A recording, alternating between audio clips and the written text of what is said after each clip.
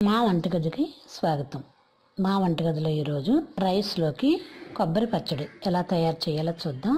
Stove పై pan పెట్టుకొని 2 table స్పూన్ల oil వేడి చేసుకుందాం. దానిలో 1 టీ స్పూన్ పచ్చిశనగపప్పు, 1 టీ స్పూన్ మినపప్పు వేసి ఒకసారి వేగిన తర్వాత దీనిలోనే చిన్నగా కట్ చేసిన కొబ్బరి ముక్కలు కూడా వేసి వేయించుకుందాం.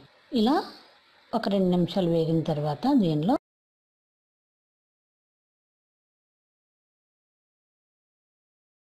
మన కారానికి సరిపడా ఎండుమిర్చి కూడా వేసి వేయించుకుందాం.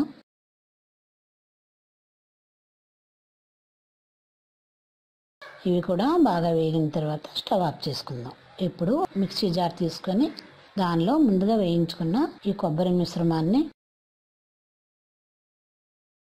రుచికి తగినంత ఉప్పు, కొంచెం చింతపండు కూడా వేసి మిక్సీ చేద్దాం. ఇలా ఒకసారి మిక్సీ చేసిన తర్వాత దీనిలోనే 1 పావు కప్పు నీళ్లు కూడా వేసి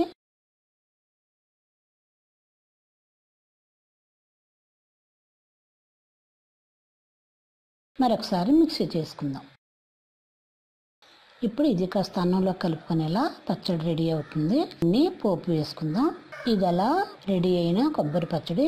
ఇప్పుడు దీన్ని పోపు వేసుకుందాం. స్టవ్ పై 2 టేబుల్ స్పూన్ల ఆయిల్ వేసి పోపు దినుసులు వేసి వేయించుకుందాం. చిటికెడు పసుపు, 1 టీ స్పూన్ ఇంగువ కూడా వేసుకొని బాగా కలిపి ముందుగా ప్రిపేర్ చేసుకున్న ఈ పచ్చడిని వేసి 1 నిమిషం కలిపి స్టవ్ ఆఫ్ చేసుకుందాం. ఇలా రెడీ అయిన ఈ కొబ్బరి పచ్చడిని వేరే బౌల్లో వేసుకొని అన్నంలో వడ్డించుకుందాం.